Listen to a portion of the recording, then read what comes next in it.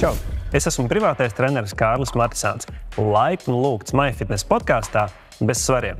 Šodien saruna būs par skriešanu un tās ietekmi uz saitēm, locītavām, jo sevišķi pēdām. Mūsu sarunas viesis būs traumatologs ortopēds Juris Brūklis.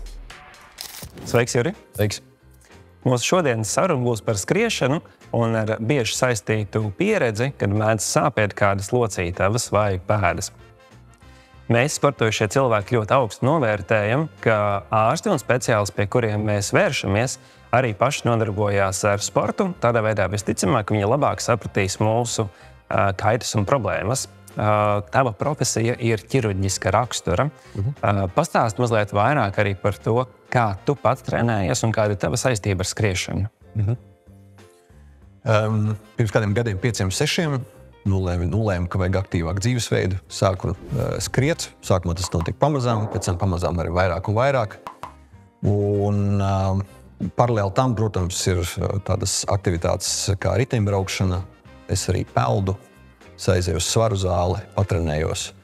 Un pamazām šādas lietas piekopjot un nodarbojoties tām, es arī esmu saskāries pats ar problēmu un mēģināju analizēt, saprast, ko es daru nepareizi, kur ir problēma. Kaut kas man iesanāca, kaut kas nav, kaut kas ir netīšām atrisinājies, kaut kas ir mērķiecīgi darot, ir atrisinājies. Un es esmu traumatologs ortopēds, attiecīgi man tieši balstu kustību orgānu sistēma ir tāda, ar ko es ikdienā strādāju. Es redzu, ko cilvēki sūdzās, es viņiem uzdodu mērķiecīgus jautājumus, saprotu, vai tas kaut kā rezonē ar to, ko es zinu, vai manas problēmas ir bijušas. Un tādā veidā es lieku kopā gan to aktīvo dzīvesveidu, gan ar darbu pieredzi un arī risinot tos jautājumus, arī saprotu, arvien vairāk sāk saprast un mēģinu saprast, kā tas viss biomehānisms darbojas.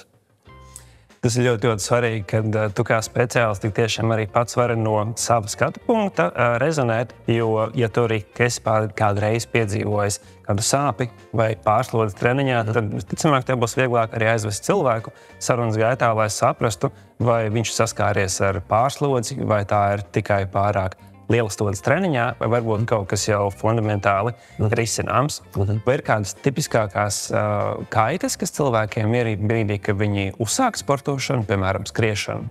Jānošķir faktiski tāds, ja cilvēks piedzīvojis kādu traumu, tad ir būtiski akcentēties uz to, vai šī trauma varētu būt kā sekas šai te problēmai. Un otra lieta, kas ir nesaistīta ar traumām, kādas problēmas biomehāniska rakstura pārslodze vai teiksim, varbūt ne ar pārslodzi tieši saistītas sāpes. Faktiski tās visbiežāk ir sāpes, kas būtu pašās pēdās, ļoti dažādās lokalizācijās. Tie var būt ceļi, ļoti bieža problēma. Runājot par ceļiem, ir priekšējās ceļa sāpes, mēs saucam patolofemorāli, tā profesionāli, proti, tas ir ap ceļa kauliņiem patēlu lokalizētas sāpes. Tās var būt sāpes arī gūžā, šeit gūžas cīpslu piestiprināšanās rajonā. Tās ir tās biežākās gūžas šeit, celis priekšējā daļā un tad ap potīti un pleznas daļā.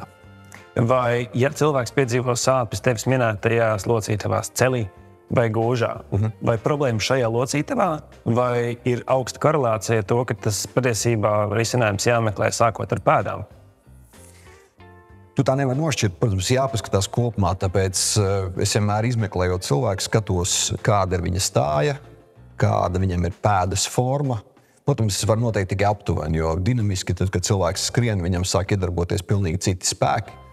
Otrām kārtām, skrienot, ja tā ir īsa distance, šīs te problēmas, tādas noguruma un kaut kādas nepareizas tehnikas varbūt neizlien ārā, pēdiņās runājot neizlien, bet kāpinot distanci, kāpinot tempu, tās problēmas, protams, kļūst redzamas.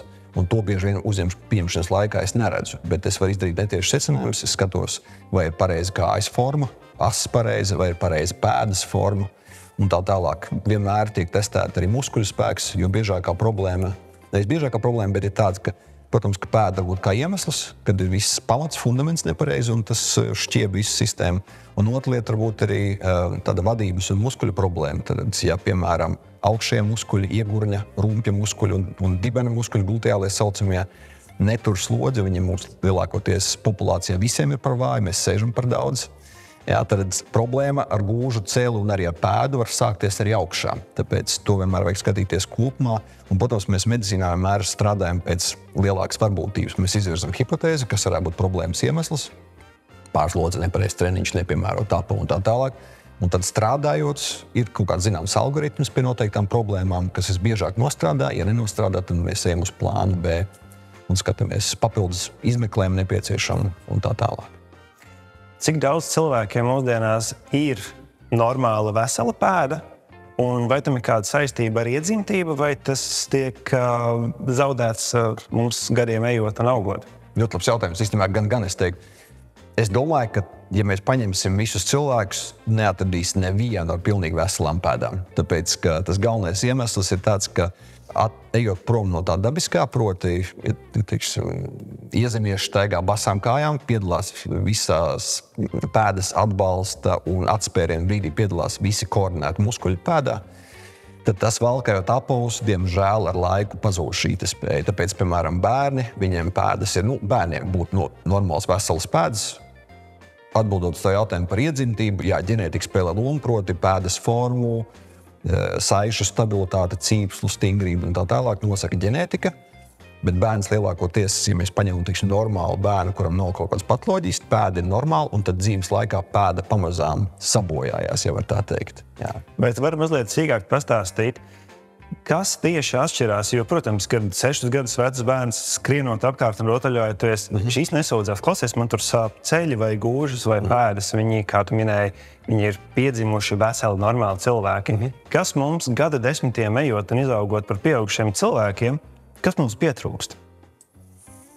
Es domāju, ka mums pietrūkst tāda dabīga staigāšana pa nelīdzenām virsmām, pa dažādām slīpuma, dažādas stingrības virsmām, staigāšana basām kājām, kur visu laiku strādā aktīvi pēdu muskuļi. Jo pēdē ļoti daudz dažādu muskuļu. Ir lielie muskuļi, kuri sākās apakštilbā un iet pāri pēdai, līdz pēdai, un ir paši saucamie intrinsiki, mazie pēdas muskuļi, kuri atrodas pēdā un beidzās pirkstu pamatfalangās. Un, diemžēl, tieši šie intrinsiki muskuļi, mazie pēdas muskuļi, viņi dzīves laikā atrofējās, tāpēc, ka netiek lietoti. Jo ko dara apavi? Pietiekami bieza zole izslēdz šo te normālo pēdas vērpšanos un izslēdz to, ka pirksti tiek spiesti klāt pie zemes.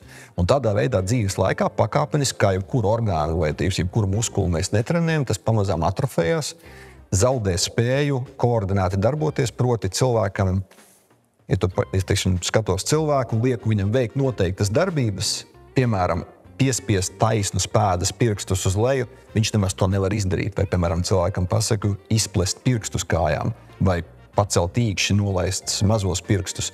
Bieži vien to nevar izdarīt, tāpēc, ka vispār tiek zaudēta tā spēja koordinēt, kustināt tos muskuļus. Un to, protams, vajag apzināti mērķiecīgi trenēt, tādā veidā pēdu stabilizējot. Ja tas netiek darīts, pamazām atrofējās. Un, protams, tad, kad mēs zaudējam muskuļus, pamazām tiek zaudēta pareiza pēdas forma, pēda sāk deformēties, un jebkurai deformācijai ir lielākoties tendence arvien pastiprināties.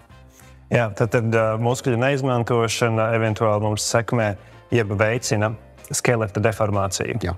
Un papildus vēl mūsdienās mēs valkājam apavus, tie mēdz būt smuki, dažkārt stingri, dažkārt ērti lietošanā, bet padara mūsu pēdu disfunkcionālāku, jo, kā pats minēja, ja viens no vingrinājumiem ir pirkstu izplešana, tad mūsdienās apavi visus pirkstus ne tikai saspiež kopā, bet, piemēram, smailu purngala kurpes patiesībā pat saspiež pirkstus tā kā divos stāvos. Īkšķi vai mazo pirkstiņu paspiež apakšā. Jā.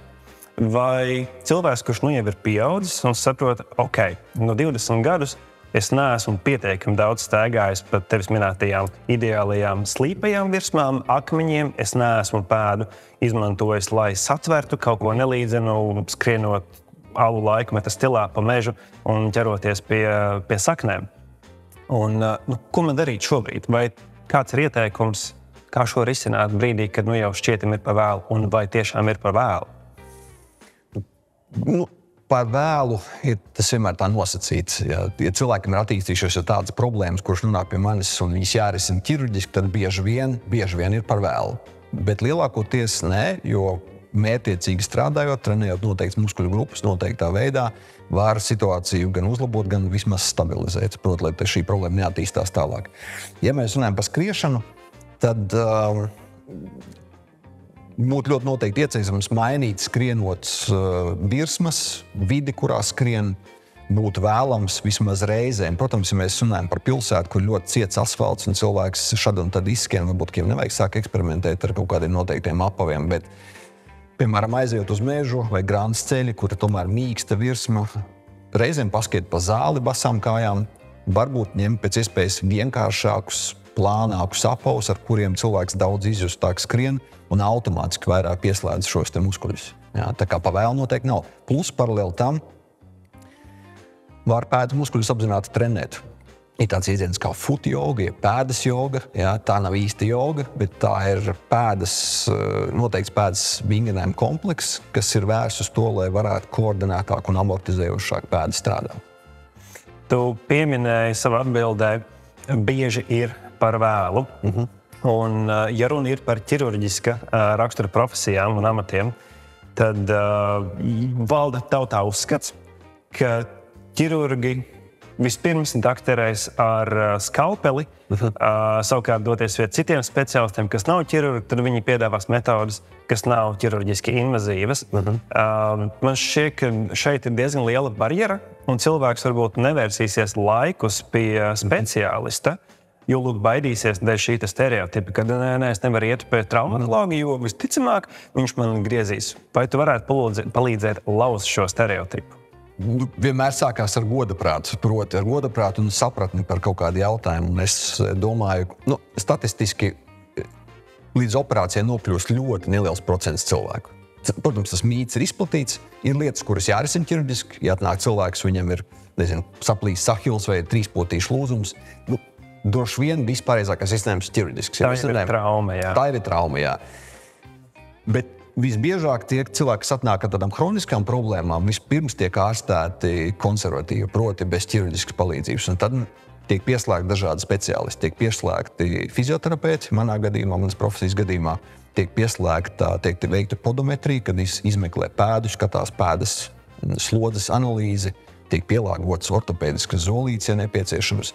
Es vienmēr iesaku sākt ar fizioterapiju un pēc tam pārnest, jo fizioterapija tomēr tāda specifiska un fizioterapeiti viņi nevar cilvēku tā ilgstoši ārstēt. Lielākoties nav tās kapacitātes, tas arī finansiāli dārgi. Tāpēc es parasti iesaku sākt ar fizioterapiju un pēc tam pārnest to uz sporta zāli, pārnest uz treniņiem, varbūt mājās vingrot, bet ļoti bieži pietiek ar to, ka ir kaut kāds grūdienis no ārsta vai fizioterapeita puses un tālāk jau cilvēks var pats strādāt. Manis pieminētajās vidēs.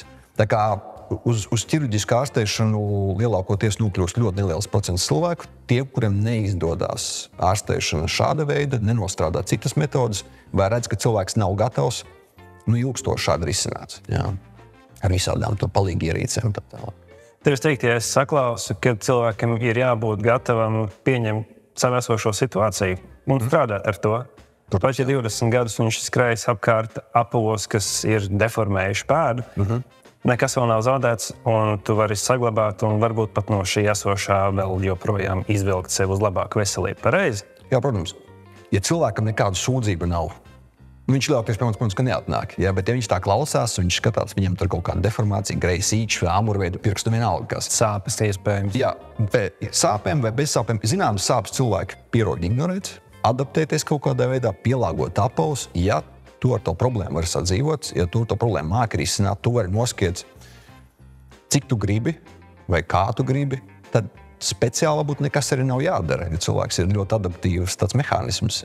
Ja problēma ir un tu viņu nespēji risināt pats, tad, protams, ka var kādreiz pakonsultēties un dabūt. Ir tā, ka viens solīt apakaļ, biežākais, kāda mana funkcija, ko es redzu, cilvēks atnāk ar problēmu, es uz viņu paskatos, uz šo problēmu izanalizēju, kaut kādu izvirzu hipotēzi, kas tas varētu būt par iemeslu. Un galvenais mans uzdevums ir pirmais uzdevums, tas, ko bieži vien cilvēki arī grib, ka mēs izmeklējam, uztaisam izmeklējumus, rentgenu, ultrasonogrāfiju, magnētisko rezonanci, gaitas analīzi un tā tālāk. Un proti, ka mēs izslēdzam, nav liela problēma. Tad nav nekāds stresa lūzums, nav saplīsusi cīpsla, nav baigā deformācija. Ja deformācija ir, ar šādu deformāciju var sadzīvot. Un bieži vien cilvēkam palīdz jau tas, ka viņš saprot, ka nav tu. Es pēdējais saku vēzis, jā. Bieži vien ir tāds jautājums, vai man tur skatās rentgenu un prasa, vai tur nav kaut kas tāds ļoti slikts, jā. Tas ir galvenais uzdevums pirmkārt izslēgt lielas problēmas, un tālāk jau citas problēmas var risināt pakāpeniski. Es arī ikdienā strādāju cilvēkiem, mums bieži saskaros, ka cilvēkam ir bailes par sevi lielākas nekā faktiskais ir tas veselības traucējums. Un tu pirms šīs intervijas brīnišķīgi pateici piemēru, ka cilvēka pēda kustības gaitā cik reiz lielāku kilogramu slodzi sevī nes? Nosacīti tajā saucamajā propulsijas fāzē, tad tajā piezemēšanās atspēriena fāzē, sauksim to tā latviskāk, 3 līdz 4 reizes ķermeņa svaru gūst. Attiecīgi, ja cilvēks skrien, tas var būt arī vēl vairāk.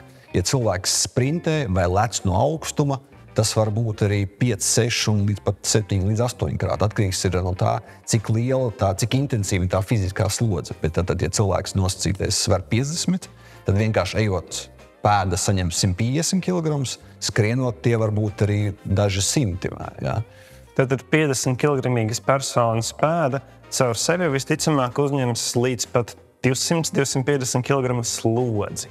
Jā, tad piezemēšanās atspēriena brīdī, tad šis te impulss var būt vairāk 100 kg, atkarīgs no tā no tempa. Un tas nozīmē, ja cilvēks jūt nelielu sāpu un diskomfortu, vai viņam tik tiešām ir uzreiz jāstraucās, kad ir gals klāt un es esmu saplīsis un norakstīts, vai tomēr paturēt prātā, ka hei, man pēda ir diezgan izturīga, ja viņa 20 gadus man ir dzīvojusi iespiestā apavā, tad šobrīd tā vienkārši signalizē, ir vērts par to sākt rūpēties. Zin kā ir tā, ja sūdzības, es parasti saku tā, ja viena treniņa laikā sūdzības nepieaug vai, teiksim, paņemot garāku laiku nogriezni, sūdzības nepieaug, tad principā zināmas sāpes, tās ir tāds adaptīvas sāpes, tu esi sāc trenēties, tu esi pamainījis apavus, vai pamainīta virsma, zināmas sāpes var vienkārši ignorēt. No 1 līdz 10 skalā, kāda būtu tā sāpju sliekšņa tolerance, kura tu ieteiktu līdz šim ir ok, virs šīs sliekšņa meklē palīdzību? Principā, domāju, teiksim, tur 1, 2, 3 noteikti var ignorēt. Teiksim, es zinu pēc sevis, tu skrien, un man praktiski vienmēr kaut kas sāp. Bet tad pasāp tur, pasāp šur. Kādreiz ir bijis tā, ka skrienu pēkšņi iedurās tā, ka liekas, tur jābūt kaut kam sliktam, bet paiet kaut kāda 10 soļi un pazūd. Kas tas ir? Godīgi sakot, man nav atbildes uz to. Bet tādas nelielas sāpes, galvenais ir kritērijs, lai sāpes nepieaug. Ja tu skrien un tev ar vienu sāk stiprāk sāpēt, tad, protams, ka to nevajadzētu ignorēt. Tad vajag pāriet varbūt uz iešanu, pamainīt soļa garumu, pamainīt tempu, varbūt paiet, pēc tam atkal pamēģināt skriet. Ja šīs sāpes pazūd, tad ok, ja sāpes, teiksim, nosacīti janvārī tev bija mazākas un, teiksim, nāk maratons, teiksim, kaut kāds aprīlis, mājas sāpes arvien pieaug, tad, protams, ka tādas nevajag ignorēt, jo ir kaut kādas kumulatīvās izmaiņas, saucamās stresa izmaiņas, kuras var novest arī pie tādām sakām, ka tu vienu brīdi vispār vairs nevar trenēties. Vai muskuļa nogurums skriešanas laikā kaut kādā veidā ir ietekmē, kā pēc tam šīs muskuļu stīvuma sāpes var pārnesties arī uz pēdu? Cilvēki mēdz runāt, no ritīgi piedzinās ikri, jeb apakšstildu treniņa laikā. Un pēc 3 nedēļām viņš aiziet pie ārsta un saka, klausies, man sāp pēda. Vai viņš jau 3 nedēļas iepriekš būtu varējis paredzēt, kad muskuļa nogurums var pēc tam sekmēt arī kādas citas problēmas attīstību? Es domāju, ka nē, redzi, ja tu skrien un tev piedzinās muskuļi, tad tas ir tās ļoti limitējošs faktors. Lielākoties, teiksim, man pašam bijis tā, ka pamainot kaut kādus apavus, pamainot treniņu grafiku, tev ļoti piedzinās muskuļi un tu faktiski nemaz nevari būtiski kāpināt vai pagarināt tos treniņus. Tā kā muskuļu spēks, tieši tāda muskuļu piedzīšanās drīzāk limitējošs faktors, bet kas mēdz būt? Viena treniņa ietveros, ja tu ilgāku laiku skrien un tev kaut kāda muskuļu grupa nogurst, tad, piemēram, vāja dibena muskuļi veicina to. Tur visbiežākais iemesls ir tāds, ka cilvēks skrienot, viņam pamazām krājās muskuļos nogurums, apakšstilba, dibena muskuļu nogurums, un veidojas tāds saucamais, piemēram, celienu fizioloģiskais valgus, kad celis aiziet pa daudz uz iekšpusi, rotē uz iekšu, tad veidojas X kāja faktiski funkcionāli. Un to, protams, pastiprina, ja cilvēkam, piemēram, plakana pēda. Un ja tad cilvēks skrien, sevišķi ir mīksts apavs, kurš pieļauj pēdai iekšēji putītē gāzties uz iekšu, pievienojas klāt muskuļu sagurums, kas, protams, ka pamazām sāk veidot jau mehāniskas problēmas cīpslās, locītavās saitēs un tā tālāk. Drīzāk tas mehānisms ir tāds, Visi šie 300 kilogrami no 50 kilogramīgās personas iet nevis caur pēdu normāli, bet sit, teiksim, uz vienu zonu. Un tad viena puse pārstiepjas nosacīt, otra puse tiek mehāniski saspiesta, plus vērta kaut kādā veidā, Vai pēc pulsa ir iespējams vadīties, lai skriešanas treniņš būtu adekvāts? Vai, piemēram, skrienot ar augstu pulsu ilgstoši lielāka iespējamība cilvēkam, ka viņš radīs sev kādu pārslodzi muskuļos vai locītavās? Jā, es domāju, ka tas korelē, jo, ja tu skrien, teiksim, nosacīti, teiksim, tā normāla pulsa zonā, teiksim, tur otrā zona, jā, piemēram, vai pārējais zona uz trešo zonu, tu lielākoties tu darbojies aerobajā slodzē, ka muskuļi, proti, viņi darbojās efektīvi tā vielmaiņa, viņi nesagurs tik ļoti. Lielākoties tad arī temps ir zemāks, jo problēmas rodās tad, kad cilvēks nesagatavoti kāpina tempu vai kāpina, teiksim, tos treniņu biežumus. Teiksim, tā viena treniņa ietvaros, ja treniņš ir garš, neizbēgam pulss arī pamazām pieaug. Un, protams, ka tev pamazām pieaug nogurums muskuļos un sāk līst ārā tehnikas problēmas, jā, un tādas lietas. Tā kā, jā, principā var ņemt vērā pulsu kā tādu, teiksim, atskaiti. Ja pulss sāk ļoti kāpt, mēs nerunājam par kādiem intervāliem treniņiem, kur pulsam ir jāuzkāp, jā. Bet, ja, piemēram, cilvēks veicot šos treniņus, piemēram, taisa to garo skrējienu, un ja pulss kāpj, vai viņš, teiksim, skrien par ātru vienkārši, lielākā problēma, tas, ko esmu dzirdējis no cilvēkiem, kas piemina skriešanu, viņš saka, man skriet riebjās. Tā riepšanās tiek ietrenēta skolā, kad pilnīgi nesagatavots cilvēks dzen ārā skolas pagalmā, viņi skrien 3 kilometrus šitādām sarkanām sejām, milzīgiem pulsiem, un, protams, ka cilvēkam ir šitāds puls, viņš aiziet tunelī, viņš vispār vairs nedomā ne par skriešanas tehniku, un tad rodās traumas, rodās pārslodzes, jā. Man ļoti patīk tavs piemērs par kritēriju izpildīšanu skolas vecumā, jo tev ir vēl viens mīnusiņš līdz, kas nāk uz pieaugušu cilvēku vecumu. Tas ir bijis vienīgais veids, kuru mēs asociējam ar skriešanu. Un es neesmu skrējis 25 gadus, un es tagad atsākšu skriešanu. Vienīgais veids, kā es zinu, kā mans ķermenis spēja skriet, bija tajā skolas vecuma tempā. Un, ja treneris man ir uzrakstījis skrien zona 2, es saku, es nevaru skriet ar zona 2 pulsu, jo man šķiet, ka mans vienīgais skriešanas temps ir tas ātrais, vienkārši bīstot, kur pēc 3 minūtēm sirds lec ārā, pausīm, bet nē, tāpēc es arī saviem cilvēkam iesaku, ja tu uzsāc skriešanu, iesāc pakāpeniski, vadies pēc pulsa. Iespējams, tavs puls būs spējīgs noturēt tikai 30 sekundes tipinot un 90 sekundes skrienot, un tas būs ok. Pirmās nedēļas tu pieradīsi pāriet no soļošanas uz tipināšanu, tev adaptēsies pēdas, muskuļu saites, un tu vienkārši prātā atlaidīsi to veco stagnāciju par to, ka skriešana, tas ir vienkārši bizot, citādi tev būs neieskaitīts. Šeit žurnālu pieaugušā vecumā neviens vairs nevērtē ar ieskaitīts, neieskaitīts. Liela daļa cilvēku izvēlās skriet priekš kardio veselības, un tie, kas šo izvēlās, manuprāt, to dara pietiekami regulāri, un reti, kad piedzīvos kādas kaitas. Bet ir pavasaris. Šogad, 18. un 19. maijā, būs Rīgas maratons, un daži cilvēki paķersies līdzi, jo draugs uzaicinās. Citiem būs darbs, piemēram, finansējas piedalīšanos, un viņš izvēlēsies kādu distanci un sapratīs, tā, palikuši 2 mēneši, pēdējais brīdis sākt trenēties. Vai pie tevis klienti, ja pacienti, bieži mēdz būt saistīti tieši ar gatavošanos īsā termiņā maratoniem? Jā, tāds mans novērojums ir, kad bieži vien cilvēki atnāk un saka, man tur sāk sāpēt kāja, jo es tur gatavojos tam un tam. Rīgā ir ļoti daudz cilvēku, un tomēr kaut kāda daļa piedalās. Un ir pat tādi, kas ir bez tādām lielām ambīcijām, kas gribētu noskriet 5 kilometrus, sāk gatavoties un sāk kaut kas sāpēt.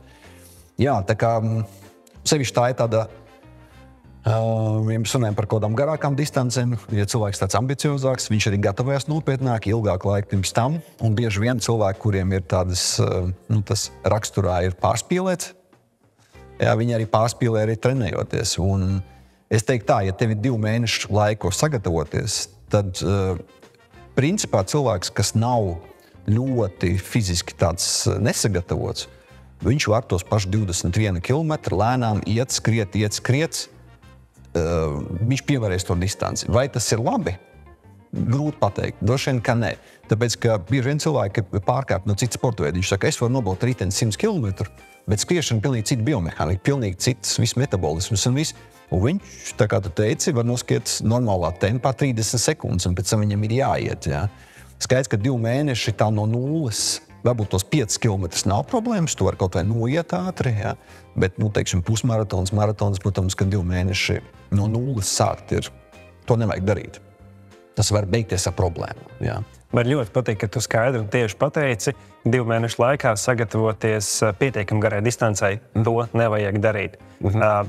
Protams, ir vērts gatavoties nākošā gada sacensībai, jo tas būs pietiekami daudz laiks. Vai gatavošanās 21, 42 km skriešanai 6 vai 9 mēneši vidējiem cilvēkam priekš pirmās reizes varētu būt pietiekami racionāla izvēle? Es domāju, ka tas ir paveicams. Vienmēr jautājums par to, kādus mērķus izvirzi. Ja mērķis vienkārši to distanci noskriet, es pats skrienu Rīgas maratonu vairākas reizes skrienu, un tu redzi cilvēku skrien tādi, ka liekas, viņš pat vispār nespēs finišēt. Pēc tam beigās skaties statistiku, tur tas 80-gadīgais cilvēks, viņš ir pabeidzis. Labi, viņš ir ļoti lielos laikos, bet ja cilvēks neizvirza par mērķi obligāti, tur noteikti kaut kādas stundas, ko es neieteiktu darīt. Noteikti stundas ātrumu attiecīgi es ieteiktu, varbūt vispār to darīt cilvēkiem, kas tiešām ļoti trenējās, un viņi zina, ko viņi var, kādu laiku viņiem ir pagājušajā gadā bija sasnieguši, šogad viņi varētu sasniegt labāku laiku. Bet ja cilvēks vienkārši skrien priekš sevis un sāk skriet, nevajag nekāds laiks izvirzīt, tur neviens neskatās, tur ir pietiekami daudz cilvēku, kas būs visticamāk sliktāk par tevi attiecīgi, tur nevajag pārspīlēt. Jā. Tāpēc, ka bieži vien ir tā, ka cilvēks pārspīlē, un tad viņš atkrīt tik ļoti atpakaļ, ka viņš vairāk pēc tam zaudē motivāciju, viņš varbūt kaut kādu laiku vispār izspīt no tādas sporta aprits, un viņš varbūt vispār neko vairs nevar. Līdzīgi kā tas piemērs no bērnības ar stadiona apļu vai citu kritēriju izpildīšanu. Jā.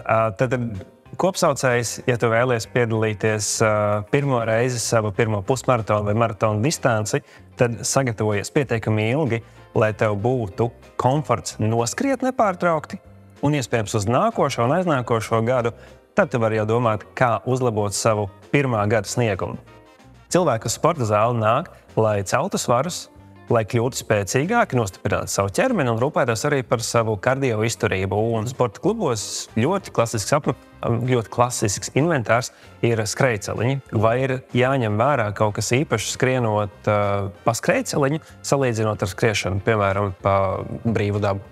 Skrejceliņam ir savi plusi, savu mīnus. No vienas puses skrejceliņš ir parasti diezgan mīksts, mīkstāks nekā asfalts. Attiecīgi pēdē ir mazāki triecieni. Ja, tad, ja mēs, piemēram, paņemam pēdu, tad piezemējoties uz mīkstas virsmas, ir mazāks trieciens, ja cilvēkam nepareiz skriešanas tehnika. Tad runājot par skriešanas tehniku, vienu solīt atpakaļ, teiksim tā, biomehāniski visefektīvāk vai visracionālāk ir skriet uz pilnu pēdu.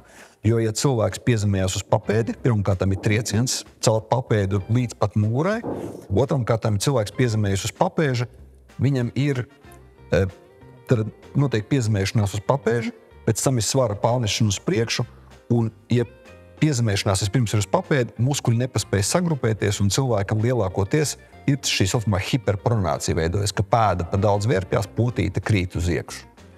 Un skrejceliņš, zinām, mērā var to veicināt, jo skrejceliņš ir mīkstāks. Ja cilvēks skrien gariem soļiem, ko nevajadzētu darīt uz skrejceliņu, viņš nejūt tik daudz to triecienu. Un skrejceliņam ir, manuprāt, tāds, es nezinu, negatīvs vai pozitīvs faktors, tas gan tā var būt. Skrejceliņā tomēr cilvēks skrien diezgan monotoni. Attiecīgi, ja ir ilgu laiku cilvēks skrien vienā tempā, vienādu soļu garu, un viņam kaut kādas problēmas var akcentēti veidoties. Tāpēc es ieteiktu skrienot pa skrejceliņu, censties izmantot šīs te programmas, lai mainās tomēr drusku vai nu slīpums, vai nu skriešanas temps, lai ir drusku randomizēti. Vienīgais, ka tu pats skrien un tu izvēlies virsmu, tu izvēlies, kur tu liksi pēdu, tu visu laiku skenē ar acīm virsmu, tu tomēr aktīvi piedalies, nevis tā monotoni dipini. Tāpēc skriešana skrejceliņa ir, es drīzāk teiktu, ir tāds labs iesildīšanās veids, drusku vienkārši iesildīties, saprast, ko tu darīsi tālāk, drīzāk tā. Vai arī, ja cilvēks nopietni gatavojas, viņam noteikta programma, viņš jau konkrēti zina, kas viņam būtu jānoskrien, kāda distance, viņam laba skriešanas tehnika, tad jā. Bet Es drīzāk teiktu, skriešana ārā ir daudz veselīgāk. Tu izskrien ārā, tev ir svaigs gaiss, sevišķi, ja teiksim, saule, dienas gaisma tev ir, tu tomēr daudz aktīvāk piedalies tajā procesā. Bet skriešiem visos šarms. Ieliec ausīs, klausies podkāstus, klausies grāmatas un skrien. Ja tev ir skriešanas tehnika viss kārtībā, visticamāk, nekādas problēmas neradīsies. Sporta klubos arvien populārāk ir arī izliekti skrējceļi, kuri paši tā kā ritenīši skrien. Vai tie būtu labāk pēdas un vispār cilvēka biomehānikai priekš kustības? Nu, ir tā, ka es lasīju vienu grāmatu, tādu skriešanas speciālisti, kur viņi tieši iesaka skriet par to izliekto skrējceļu, jo tad automātiski tev samazinās soļa garums. Tu sanāk tā kā izmetot, pat ja tev nepareiz skriešanas tehnika, tu izmet kājas priekšu, tu piezemējies nevis uz nosacīti taisnas virsmas, bet tev tas skrējceļš drusciņ tā kā palīdz piezemēties uz pilnu pēdu. Es pat esmu mēģinājis, man liekas ārkārtīgi dīvaini. Cik es saprotu, tie skrējceļi arī tādi ir, kuri tā kā pielāgojas tam skriešanas tempam, tu it kā diktē skriešanas tempu. Man bija ļoti dīvains, vai iespējams tas piereduma jautājums ir. Ja mēs paņemam, pārnesam to uz dabīgo, skaidrs, ka virsma, kas ir slīpa, mākslīgi, pārnesot šo skriešanas tehniku dzīvē, tu tā kā visticamāk nevarēsi viens pret vienu viņu pārnest. Tad būtu vajadzīgs adaptācijas posms, piemēram, ja es esmu skrējis ziemā pa skrējceļiņu un pavasarī gribu doties ārā, vai varētu būt, ka ir mazliet jāsamazina skriešanas temps vai ilgums, vai vienkārši pierastu pie seguma maiņas? Es domāju, ka jā, tad būtu labi samazināt drusciņu tempu, saglabāt šo te biežo soļu skaitu, tas saucamais cadence, jeb steps per minutes, tad mēģināt pēc iespējas tā kā tu teici, labu vārdu tipināt. Faktiski tādam cilvēkam, kas ir iesāk skriet, vislabāk ir tipināt, lai nav gari soļi, nav piezemēšanas papēdi, un te pašu laikā ievērot, lai neskiet arī uz pirsgaliem. Un pārnesot sporta zāles skriešanu uz brīvu dabu, protams, tas ir pilnīgi kaut kas cits, tāpēc, lai nebūtu traumas, lai nebūtu kaut kādas pārslodzes, droši vien, ka vajadzētu sākumā piesardzīgi. Tad var joprojām ņemt līdzi to pašu ieradumu, sekot līdzi pulsam, jo, ja ir neierasta skriešanas vide, apstākļi, skriešana pa zemi vai pa kalniem, pa celiņu vai pa līdzenumu, pulss var svārstīties. Tad arī, ja tu esi skrējis ar vienu pulsa līmeni, visticamāk, tev vajadzētu skriet tajā pašā pulsā, tas automātiski ļaus tev palīdzēt regulēt tempu adekvāti savām spējām. Droši vien var uz to orientēties, jā.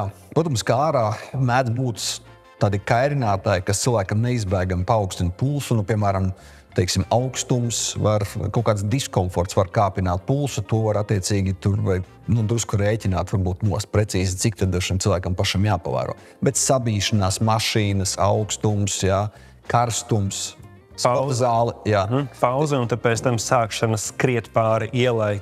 Tas tempa maiņas līdzinās intervālam. Un tajā variabilitātē, es teiktu, ir tāds savi mīnusi, jo skriet tādā kondicionētā gaisā vienā temperatūrā ir patīkamāk. No otras puses atkal tā variabilitāte, ka mainās virsmas, mainās slīpumi, mainās kairinātāji, tas tev, es domāju, ka tas vairāk dod cilvēkam tādai vispārējai attīstībai, skriešanas kontekstā. Kad pie manis kā privātā trenera vēršās cilvēki, meitenes pārsvarā spēka treniņos trenē ķermeņa lejasdaļu un vēlas stipru veselu muguru. Savukārt no džekiem daudz biežāk es dzirdu aicinājumu, klausies, es skrienu, man to kāju treniņu īsti nevajag, man lūdzu tikai vienīgi sapumpēt rokas, krūtis, plecus. Šis nav stāsts tikai par džekiem, bet tev kā speciālistam, vai tu cilvēkiem dosi kādu rekomendāciju, kuras muskuļu grupas tik tiešām ir nepieciešams trenēt, lai tas papildinātu skriešanu? Es teiktu, jātrenē ir viss. Varbūt nevajag biceps un triceps trenēt, bet skriešana ir tāds komplekss pasākums, kurā vienas muskuļu grupas veicina to atspērienu, tie būtu apakštilps, kvadriceps, piemēram, arī gluteālie dibena muskuļi. Un ir muskuļi, kas stabilizē visu ķermeni, jo tajā brīdī, kad mēs skrienam, visu laiku notiek rotācija, notiek iegurņa kustība. Un jo labāks ir tas muskuļu korsete, viss tas rumpja muskulu pūle. Stingrāks. Labāks savienojums ar iegurni, ar kājām, jo, protams, ir labāk rezultāti, jo ilgstoši skrienot, ja kaut kāda noteikti muskuļu grupa ir vājāka, veidojās kaut kāda disproporcija un tā tālāk. Tāpēc es teiktu, es noteikti ieteiktu gatavojoties skriešanai vai vispār, aktīvam dzīvesveidam, Svaru zāle, spēka treniņi, funkcionāli treniņi, funkcionālie spēka vingrinājumi, kur rotācijas vingrinājumi ar pretestību, sēžas muskuļu, gan tāda vienkārši spēka trenēšana. Teiksim, mēs redzam, fitnesa zālēs bieži vien meitenes cilā štangu ar dibenu muskuļus, varbūt izteiktākas formas. Tas būtu viens, un otrkārt vajadzētu noteikti funkcionāls spēka treniņus, kur tiek kombinētas kaut kādas, kur varētu imitēt, nosacīt tās skriešanas kustības. Tad kaut kāda, teiksim, pietupiens, ievērojot noteikts, lai kāja nepareizi neietu kaut kādās rotācijas. Ne tikai uz divām, bet arī uz vienas kājas. Jā, plus kombinējot tas, kas, es domāju, ļoti vērtīgi ir tad vispārējai attīstībai arī kaut kāda rotācijas treniņa, rotācijas kustības.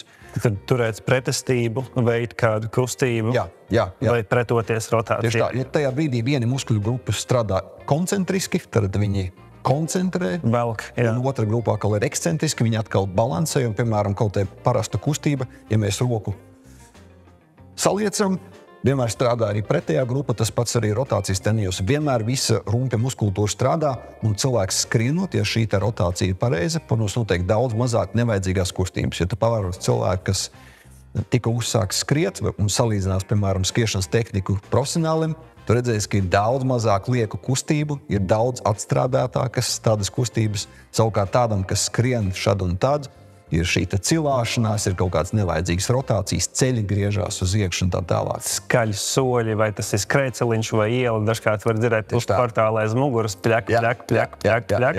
Kāds ir izgājis ārā beidzot paskriet, un forši viņš pievēršās aktīvākam dzīvesveidam, bet viņa ķermenis nav tik stingrs, viņa katrs solis ir kā kritiens zemē, nevis kā svara pārnešana efektīvākā veidā. Jā, tieši tā, jo pēdas uzdevums tad ir ne tikai atspēriens, bet arī trieciena slāpēšana. Tad, kas notiekās, cilvēks piezemējoties uz pēdas, pēda tiek noteikti nospriegota, tiek iestiepti muskuļi, tad apakšstila muskultūra tiek iestiepta, un pēc tam atspēriena brīdī šī uzkrātā enerģija cilvēku izmet uz priekšu. Tāpēc pareiza skriešanas tehnika, koordinēta muskuļu darbība, kur pēdai un vispār kājai ir pareiza as, ir daudz lielāks spēks arī atspēriena brīdī, un daudz racionālāk un mazāk spēks tiek patērēts nevajadzīgām kustībām.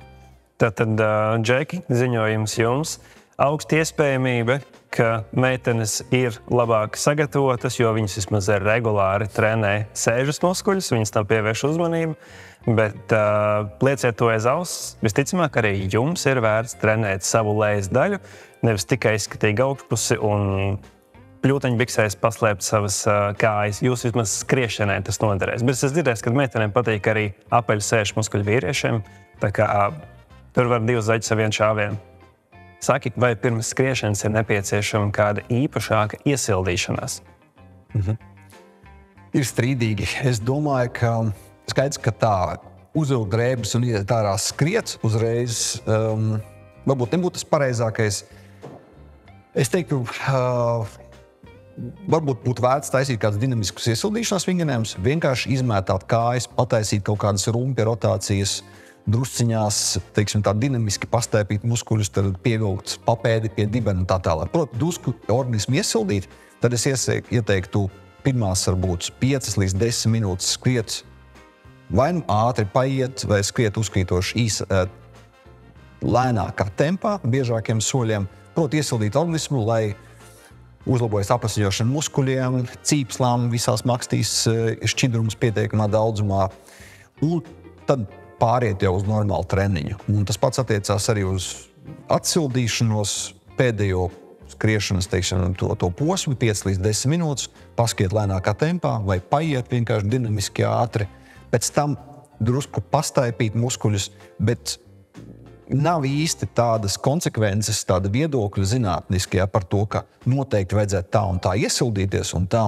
atsildīties. Bet skaidrs, ka tāda radikāla pārēja no sēdēšanas uz skriešanu un arī otrādāk nojoņot tur intervālu treniņu, un uzreiz aiziet mājās, droši vien, ka nebūtu pareizi. Es ieteiktu, varbūt ir tāda grāmata latviešu valodā arī skriešanu iesācējiem, kurā iesaka tieši nevis baigi sildīties, bet pirmo to skriešanas posmu lēnā tempā izmantot kā iesildīšanos, lai arī pieslēgt klāt visu kardiovaskulāro sistēmu un visu.